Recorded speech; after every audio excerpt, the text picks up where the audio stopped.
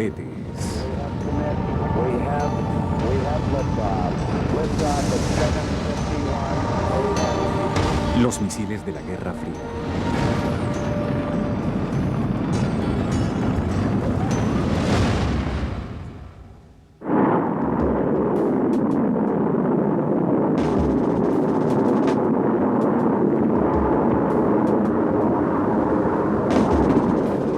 Los últimos V2 en rasgar el cielo europeo fueron lanzados en octubre de 1945. Pero esta vez, los suburbios de Londres o Amberes no estaban en peligro. Se trataba solo de una demostración.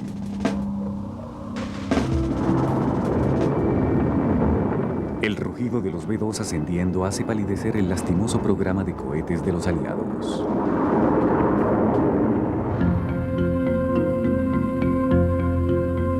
Las investigaciones estadounidenses habían empezado casi un año antes y como respuesta al desarrollo alemán. El Laboratorio de Propulsión a Chorro del Instituto de Tecnología de California llevó a cabo los primeros experimentos de cohetes de larga distancia de este país en nombre del Ejército de los Estados Unidos. Un pequeño cohete de combustible sólido llamado Private fue desarrollado como un primer paso para el planificado cohete de 900 kilogramos de combustible líquido.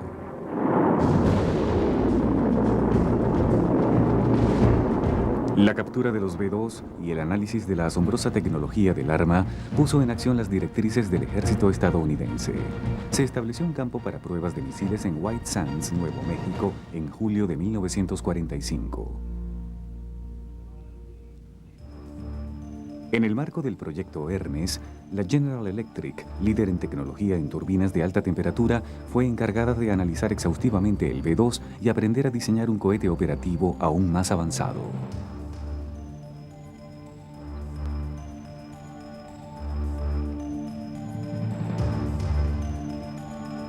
En enero de 1946, Werner von Braun y 20 miembros del equipo de cohetes de Peenemünde llegaron a White Sands bajo un programa del gobierno estadounidense llamado Operación Paperclip.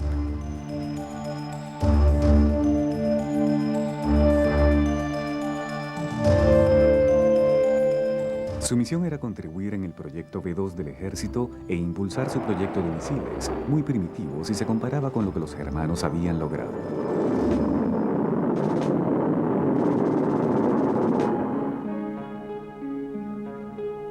El coronel Holger Toftoy, jefe del Departamento de Investigación y Desarrollo, y quien había sido responsable por la llegada de los misiles y personal alemán a White Sands, reconoció el enorme potencial y alcance del proyecto del ejército. Los laboratorios de las agencias del Estado y universidades recibieron una oportunidad inigualable. Toftoy called a meeting in January of 1946 to say, here are the V2s.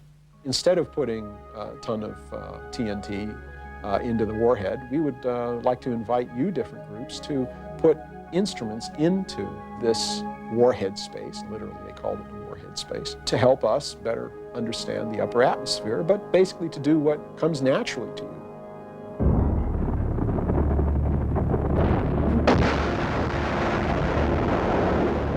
Los misiles balísticos podían ser impredecibles. El ejército construyó las estructuras subterráneas más seguras, reforzadas de concreto armado, diseñadas para soportar el impacto de un V2 desde una altitud de 160 kilómetros.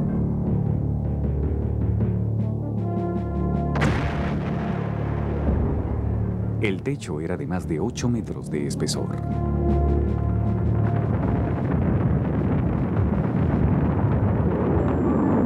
El primer vuelo, el 15 de abril de 1946, duró solo 20 segundos. Terminó a 1 kilómetro del campo de lanzamiento, víctima de una falla en una turbina.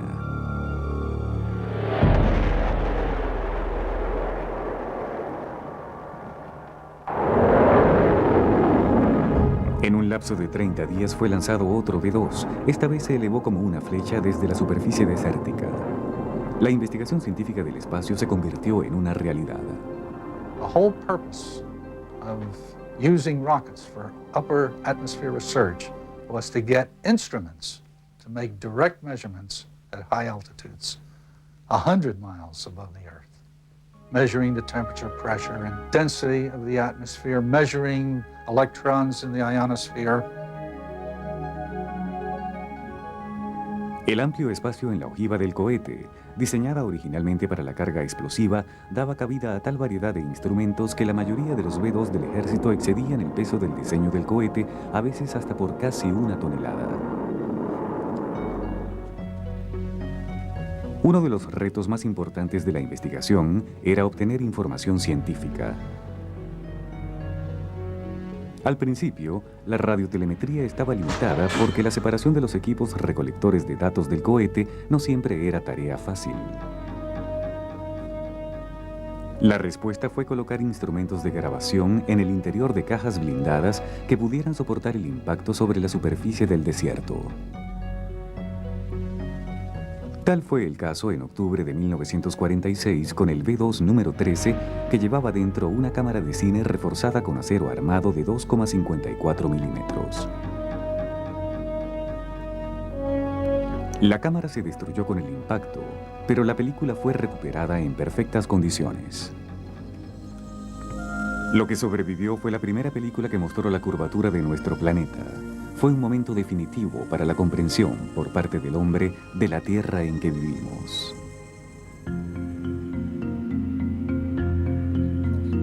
Los B-2 también llevaron a cabo los primeros experimentos biológicos en el espacio. El primer intento de medir los efectos de aceleración y pérdida de peso fue realizado en junio de 1948. Albert, un mono rhesus de 4 kilogramos, fue anestesiado y conectado a instrumentos que transmitían los movimientos respiratorios a la Tierra. Fue colocado en una cabina construida especialmente. Este fue el habitáculo del primer astronauta de la historia.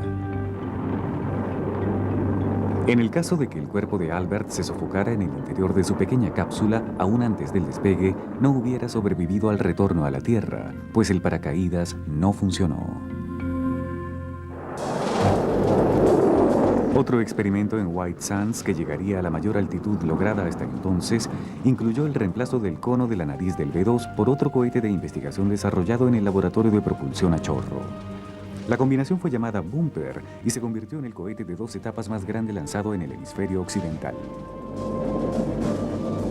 Bumper is an interesting program. That was more secret than others because that involved developing 2-stage systems. Bumper was the first effort to achieve far, far greater range and certainly achieved much greater altitudes. El Bumper 5, lanzado en febrero de 1949, alcanzó la altitud récord de 360 kilómetros en la oscuridad del espacio. La ingeniería estadounidense había desarrollado el conocimiento necesario para transformar un instrumento de terror en uno de descubrimiento.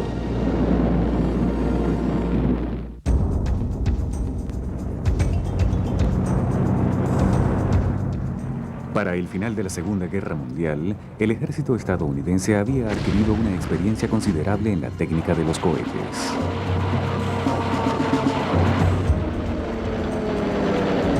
Los mortales ataques de los kamikazes japoneses desencadenaron un intenso esfuerzo de investigación sobre misiles antiaéreos guiados.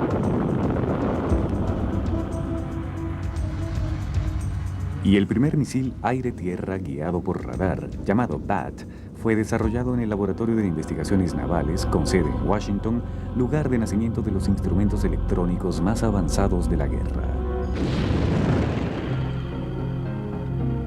El aumento en el uso del radar y la radiofrecuencia de largo alcance en el mar hizo que el estudio de los fenómenos de gran altitud fuese de gran importancia para las operaciones de vuelo. Cuando se presentó la ocasión de utilizar cohetes para investigaciones en los niveles superiores de la atmósfera, los ingenieros y científicos de la Marina fueron los primeros en escena. Los laboratorios de investigaciones navales controlaban casi la mitad de los experimentos llevados a cabo con los B-2 del ejército en White Sands. Pero el ritmo de la investigación científica estaba agotando la provisión de cohetes recuperados al final de la guerra. My boss said to me, those V-2s aren't going to last forever. What are we going to do then? And so I said, well, I guess we'll have to build one of our own. And he said, yes, and you are going to have to do it. Se construyó un nuevo cohete. El Viking fue concebido para investigar las capas superiores de la atmósfera, no con propósitos bélicos. Sin embargo, su tecnología superaba la de los V2. If you just wanted to send stuff into space or near space and do science, well, you just keep on building the V2 if you didn't want to do anything better than that. But the Viking had many technical innovations. Para ahorrar peso, el tanque de combustible estaba integrado al fuselaje y la superficie fue hecha de aluminio en lugar de acero. Su esbelta y elegante silueta proporcionaba una mejor estabilidad que la del V2. En marzo de 1949 se realizó en White Sands la primera prueba del nuevo cohete. Para observar en detalle las vibraciones en la estructura, se realizó una simulación de despegue. We used to have a saying at White Sands, rockets are another word for trouble. Either you've just had trouble, or you're having trouble now, or you're going to have trouble soon. A los 30 segundos de la primera prueba, una filtración de líquido desencadenó un incendio en la popa. Al principio, el Viking estaba plagado de problemas. No fue una sorpresa si pensamos que había ido desde el concepto hasta la rampa de lanzamiento en menos de 3 años. La característica más sobresaliente y prometedora del Viking era su motor oscilante. El escape del cohete fue diseñado para moverse con libertad en 4 direcciones. Era una solución elegante, en teoría, pero en la realidad nadie lo había visto funcionar. Well, we did get it to work. Every liquid rocket in America today uses a gimbaled or swiveled motor for guidance. 3 de mayo de 1949, el Viking se eleva suavemente por el cielo del desierto. Los motores oscilantes impulsan al cohete en rumbo perfecto a lo largo del campo de pruebas. Mientras tanto, en Washington, D.C., se desarrollaban eventos que tendrían un gran impacto en el programa Viking. Mientras el Viking estaba todavía en la mesa de diseño, el asistente en jefe de operaciones navales, almirante Dan Gallery, había comenzado a preparar la infraestructura para el lanzamiento de un cohete de grandes proporciones desde el mar. El proyecto fue conocido como Operación Sandy y para entonces el único cohete disponible era el V2. Se capacitó a personal naval en procedimientos de abastecimiento de combustible y técnicas de lanzamiento. 2 cohetes con el equipo necesario fueron llevados a través del país y embarcados en el portaaviones USS Midway. El Midway, el portaaviones más grande de la Armada, fue elegido por su estabilidad y su pista de acero blindado. Era la plataforma de lanzamiento ideal. Fue un evento de alto perfil para las autoridades navales. El general Gallery era un antiguo defensor de los misiles de largo alcance. El 6 de septiembre de 1947, a varios cientos de kilómetros al sur de las Bermudas, en el Mar Caribe, comenzó la cuenta regresiva para el primer y último lanzamiento de un V2 desde el mar. Something like that had never been done before. I was on the island of the Midway, and the V2 started coming toward the island.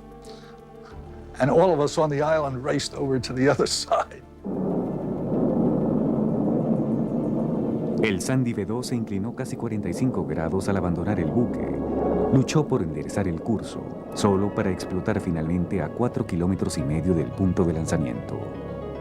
Admiral Gallery was very discouraged, but he knew that I was working on the Viking.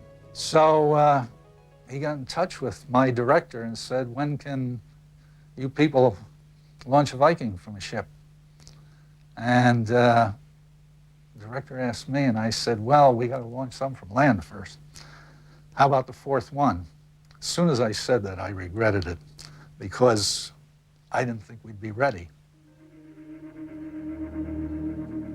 En mayo de 1950, Milton Rosen se encontraba de nuevo en alta mar, esta vez preparando el lanzamiento del Viking número 4 desde la cubierta del portaaviones USS Northern Sound.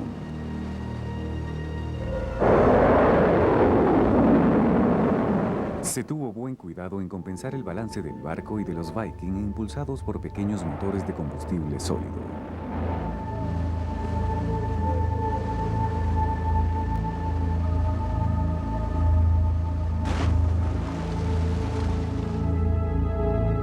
En mayo de 1950, a más de 3.000 kilómetros al sur de Hawái, el Viking número 4 despegó desde la cubierta del Northern Sound. El impulsor continuó su movimiento giratorio por 55 segundos, empujando al Viking hasta una altitud de 170 kilómetros. Fue un éxito asombroso. 12 of us were involved in the firing of a Viking rocket. Today at Cape Canaveral, there are 12,000 involved. On the Viking, we're doing it all ourselves with our own hands. And you get so much enjoyment out of that when it works. Con el advenimiento de instrumentos más pequeños y livianos, las investigaciones de gran altitud con los Viking concluyeron en 1954, cuando fueron reemplazados por una nueva generación de cohetes más pequeños y de menor costo. Pero la ingeniería desarrollada para el proyecto Viking ayudó a construir poderosos misiles y cohetes que más tarde definirían la era del espacio y la Guerra Fría.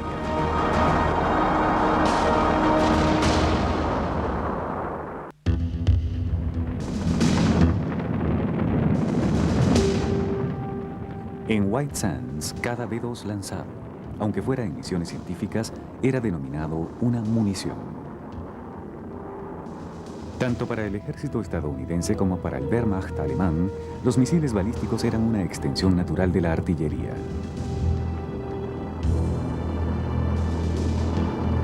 Pero la Marina y las Fuerzas Aéreas estaban preocupadas tanto por la carga de armamento como por la precisión. La necesidad de guía permanente y la ojiva de 1 tonelada de los cohetes B-2 no impresionaban al alto mando militar, considerando que las bombas atómicas disponibles pesaban casi 5 toneladas.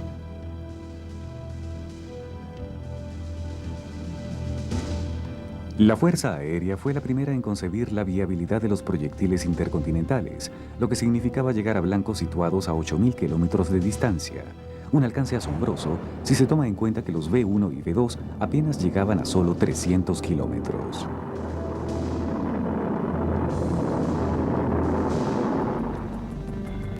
La corporación Conway del sur de California fue seleccionada en 1946 para desarrollar un cohete balístico de prueba. Fue simplemente llamado Proyecto MX-774.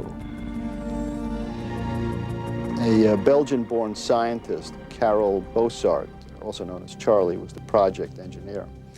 And what he did was he started with the basic V2 configuration, and he began to modify it. He made some very important modifications to the V2. Como ingeniero estructural, el primer interés de Bossart fue reducir el peso del B-2. Una revolucionaria técnica de construcción en globo reemplazó las rígidas y pesadas estructuras del cohete alemán. Se impuso entonces el diseño wet wing, que significa colocar el combustible en compartimientos en las alas. Los tanques de carburante del MX-774 se convirtieron en parte de la estructura del misil. El MX-774 fue el primer misil de guerra estadounidense diseñado con una ojiva independiente. One of the problems with accuracy was the drag that the missile itself introduced. So he came up with the notion of having a separating nose cone, so you could get rid of the booster and have the nose cone fly onto the target.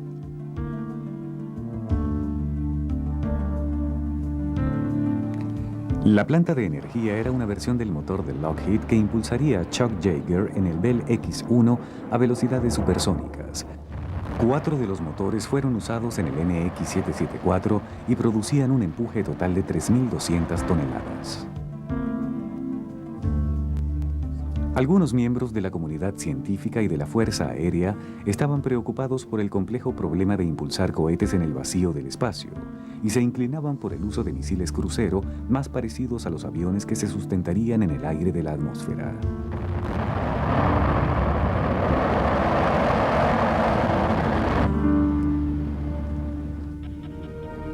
La Fuerza Aérea canceló el proyecto MX-774 por razones de presupuesto, pero Convert recibió permiso para culminar sus pruebas de vuelo.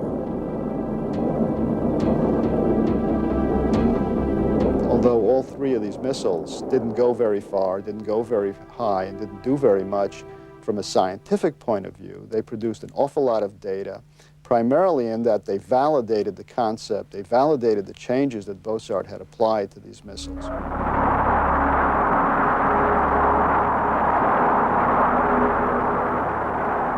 Convert entrevió el potencial del diseño del MX-774 y continuó sus investigaciones en el laboratorio. Ese conocimiento proporcionaría las bases para la construcción del primer misil balístico intercontinental de Estados Unidos.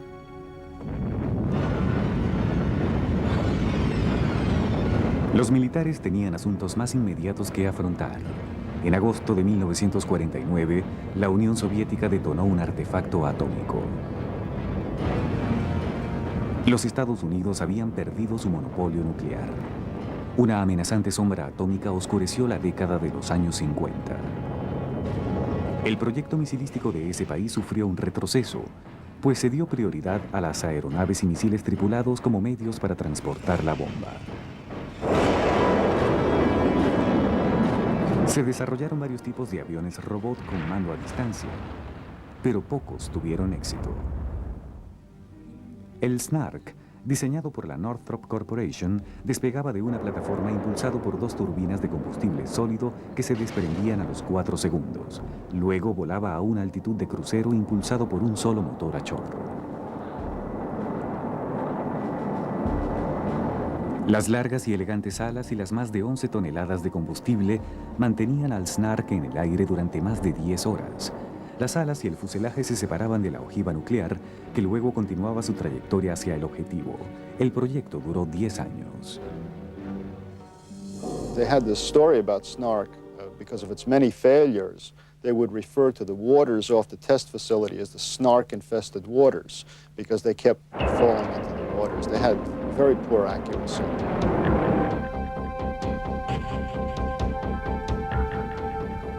La Marina estadounidense desarrolló el Regulus como un medio para ampliar su propia capacidad nuclear. To launch these, the submarine had to surface, open a hangar, crewmen had to pull the missile out, it slid onto a launcher, we then aligned the launcher, fired the missile. Very awkward system, and also required the submarine to be on the surface.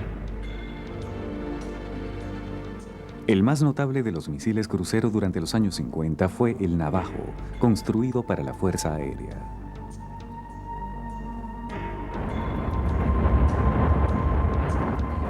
En lugar de los impulsores de combustible sólido usados en otros misiles de crucero, el Navajo empleaba cohetes con motores de combustible líquido derivados de la tecnología del motor del B-2 alemán. Estos permitían al Navajo alcanzar velocidades supersónicas y gran altitud. El misil crucero se separaría de los motores en la etapa final del vuelo para seguir su viaje al objetivo.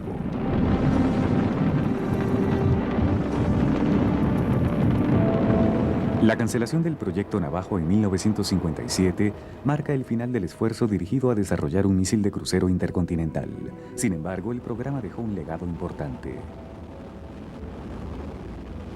Navajo was very valuable in terms of all of the technology that it demonstrated, especially the North American rocket engines that were used by all of the services in their missile programs.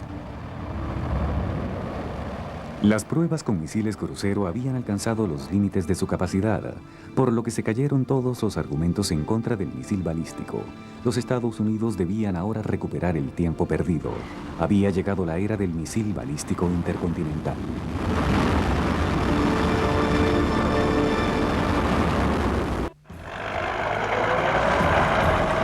Los recortes de fondos de la posguerra y la reducción del presupuesto de defensa fueron anulados rápidamente en 1950 con el comienzo de la Guerra de Corea.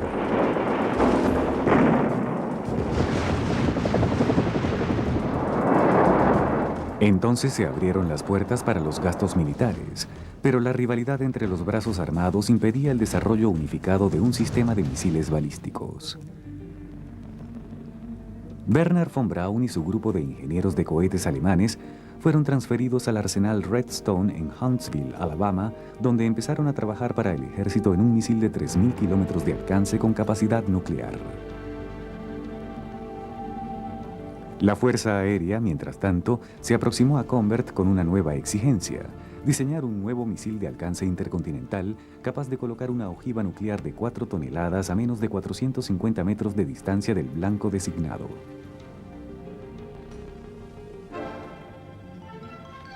El misil Atlas, propuesto por Convert en la Convair, tenía más de 30 metros de largo y requería el empuje de 5 motores para elevar un peso estimado de 200 toneladas.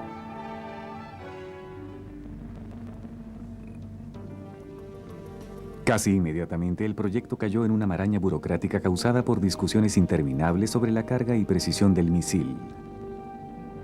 El futuro del Atlas lucía sombrío hasta la intervención presidencial y nuevos desarrollos en la física nuclear.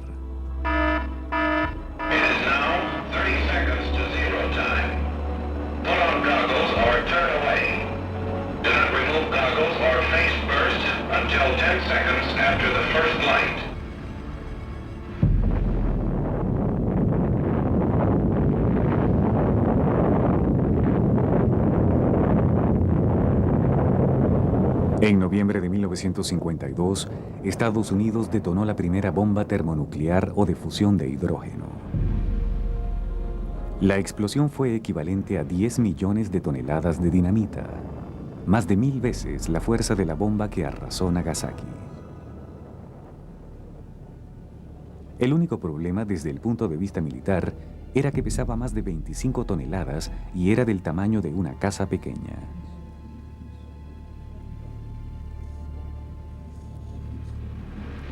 Los defensores de los misiles balísticos argumentaban que el tamaño de un arma termonuclear podía ser reducido suficientemente. La disminución potencial de peso podía cortar el tamaño del Atlas casi a la mitad, requiriendo menos empuje y una precisión considerablemente menor.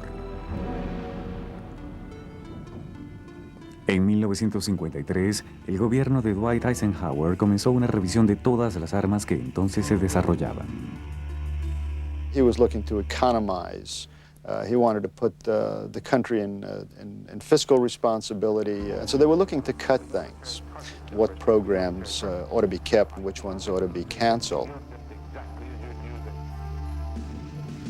Trevor Gardner, un joven de 27 años, asistente especial del secretario de la Fuerza Aérea, estaba a cargo de investigar los misiles balísticos.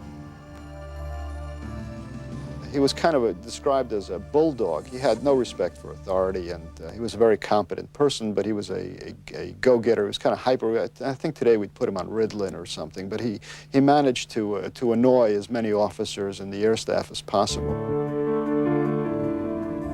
Gardner necesitaba desesperadamente un análisis imparcial sobre el potencial de los misiles balísticos. Había que continuar con el Atlas o confiar en cruceros como el Snark o el Navajo. El riesgo era enorme. Informes de inteligencia indicaban que los soviéticos habían detonado su propia arma termonuclear de tamaño reducido y estaban diseñando un sistema de lanzamiento. Un inmenso cohete con más de 100 toneladas de empuje. El destino del Atlas estaba en la cuerda floja durante las primeras semanas de 1944. En febrero, el proyecto RAND, un análisis independiente patrocinado por la Fuerza Aérea, concluyó que el misil balístico de largo alcance era una meta factible. Pocos días después, un equipo de destacados ingenieros y científicos presionó para la toma de acción inmediata en el programa Atlas. El 1 de marzo de 1954, el resto de los argumentos en contra del Atlas se evaporó tras la onda de choque de la última prueba realizada en el Pacífico Sur. Estados Unidos contaba con una ojiva termonuclear de pequeñas dimensiones. El general Bernard Schriever, piloto de bombarderos durante la Segunda Guerra Mundial y experto ingeniero, fue seleccionado personalmente por Trevor Gardner para dirigir el desarrollo del Atlas.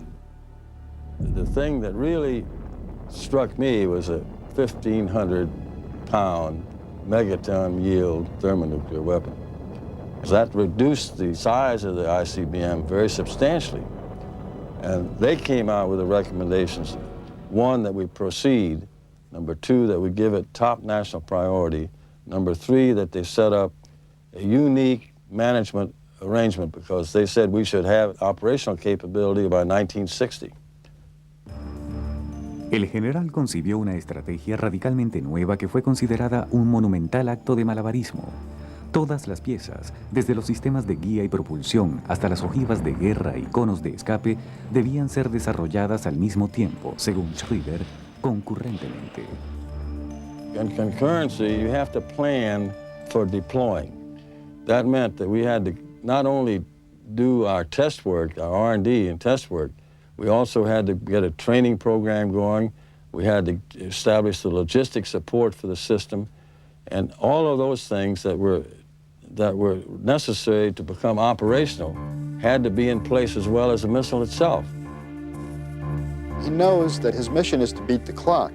The Russians are building these rockets. Schriever doesn't know how much time he's got, so everything is predicated on getting this done.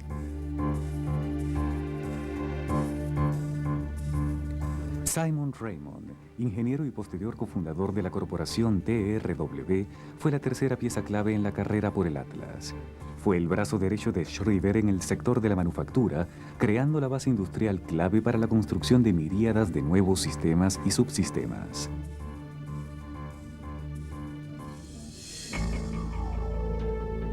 Charlie Bossart, el ingeniero proyectista del Atlas, ni siquiera sabía el peso de la carga de guerra, así que mantuvo la cubierta exterior lo más liviana posible. La cubierta del Atlas fue hecha de acero inoxidable, tenía el grueso de una moneda común.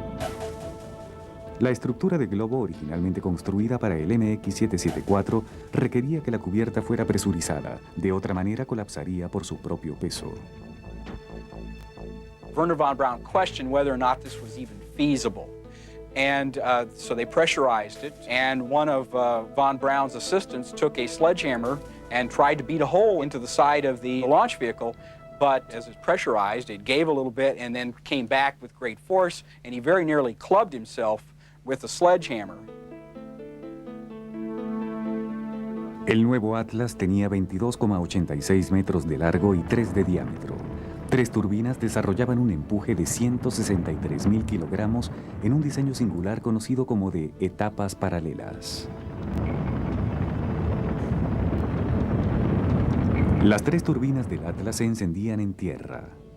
A los 2 minutos eran expulsadas 2 de las turbinas. La restante funcionaba durante otros 2 minutos y medio, dándole a la cabeza nuclear máximo alcance.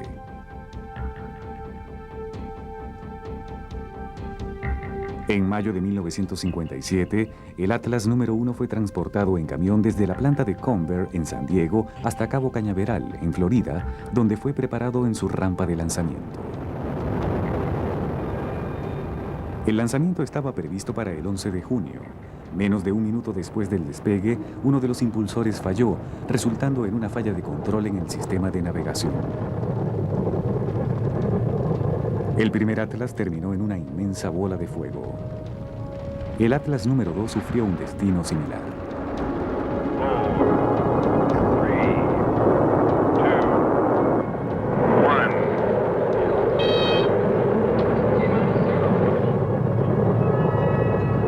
1. En el tercer intento, en diciembre de 1957, el Atlas de prueba se elevó sin ningún tropiezo. Fue un éxito completo, pero se trataba solo de un primer paso. El desarrollo y las pruebas continuaron a toda marcha. La fecha límite fijada por la Fuerza Aérea, el final de la década, se acercaba. El tiempo corría. En septiembre de 1959, en la base de Vandenberg, en California, un comando de lanzamiento estratégico se encargó por primera vez del lanzamiento de un Atlas. La Fuerza Aérea declaró que el misil balístico intercontinental había alcanzado condición operativa. Sin embargo, olvidaron aclarar que el arsenal total de los Atlas consistía en solo un cohete armado y dotado de combustible, pero pronto seguirían docenas del mismo modelo.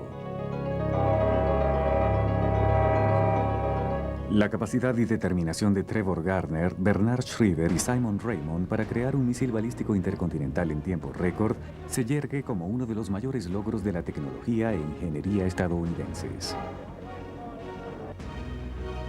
Durante 5 años, el Atlas sirvió como una expresión soberana de la disuasión nuclear de este país. Finalmente fueron reemplazados por misiles intercontinentales de segunda generación, tales como el Titán y el Minuteman. El fuselaje de globo de acero de Charlie Bossart fue rápidamente reclutado para una nueva misión, como protagonista de la carrera espacial.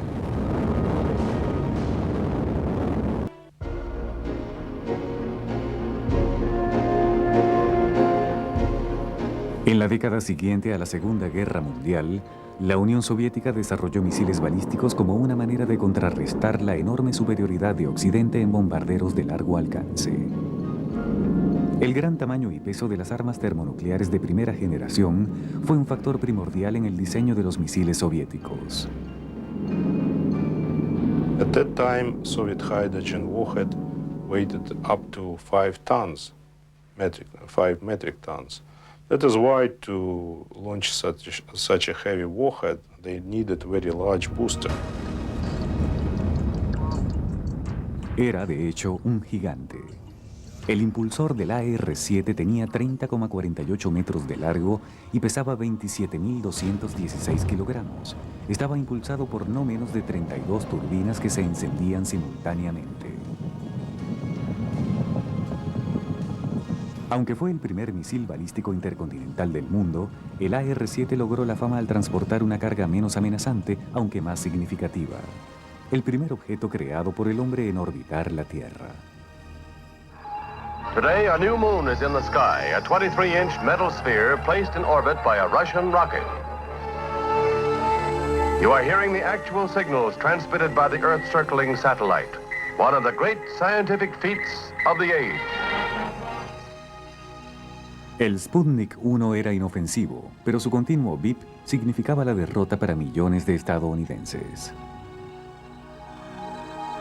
There was a real fear on the part of the American public that the United States was somehow behind the Soviet Union in terms of scientific and technical capability, and we had to do something to catch up. President Eisenhower reassures the nation that Russia's success with the first satellite does not indicate a serious lag in American rocket research. I consider our country's satellite program to be well designed and properly scheduled to achieve the scientific purposes for which it was initiated.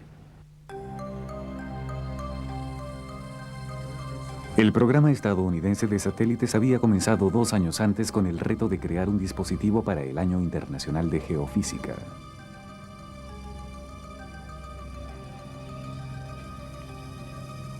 El ejército propuso usar su Redstone, desarrollado por el equipo de von Braun y ya en etapa avanzada de prueba. El Redstone había sido diseñado para transportar armas nucleares a una distancia de 320 kilómetros. Era, en esencia, un Super B2 de 21 metros de largo, construido en aluminio y con tanques de combustible integrados.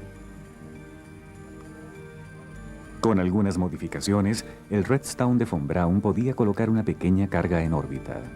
His biggest advantage was that the rockets he was proposing were in being. So he said, I can do it quickly. And he introduced the idea that we're racing with the Russians.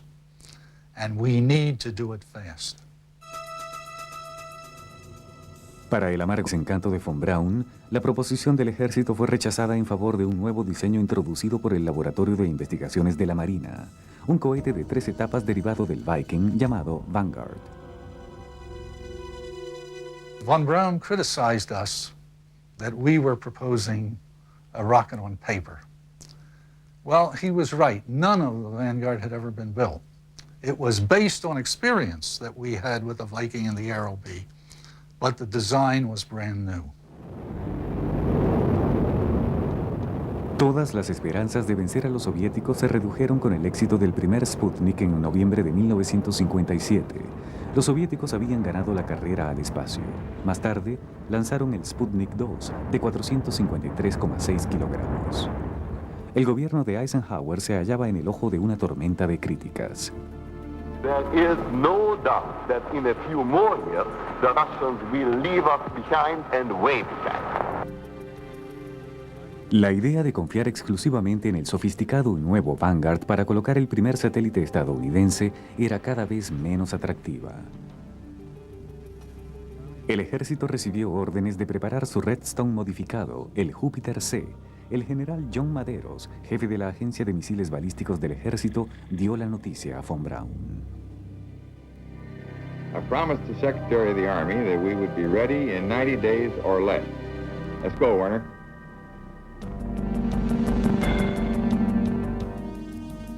Mientras tanto, se eliminaron ciertas pruebas en el Vanguard para acelerar el día de lanzamiento. En Cabo Cañaveral, el 6 de diciembre de 1956, un satélite de 3 toneladas fue colocado cuidadosamente en el tope del primer Vanguard completamente ensamblado. We hadn't planned to do that. That vehicle was a test vehicle. It was the first 3-stage Vanguard ever put together. But, of course, the eyes of the entire world were on us then. This was to be America's response.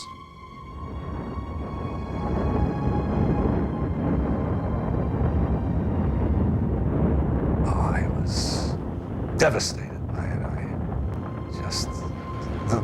One of the most terrible things I have ever seen in a rocket game. We knew it was very risky.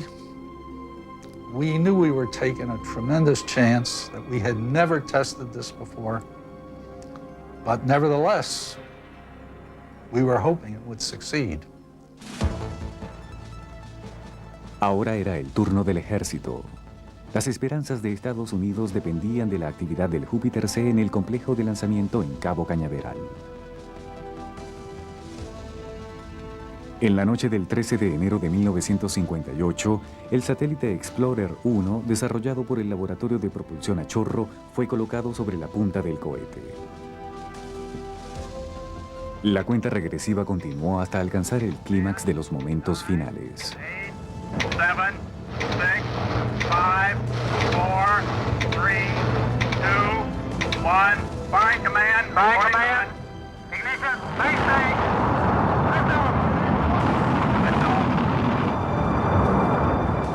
A las 10:48 p.m., el Júpiter C se elevaba nítido desde la plataforma de lanzamiento.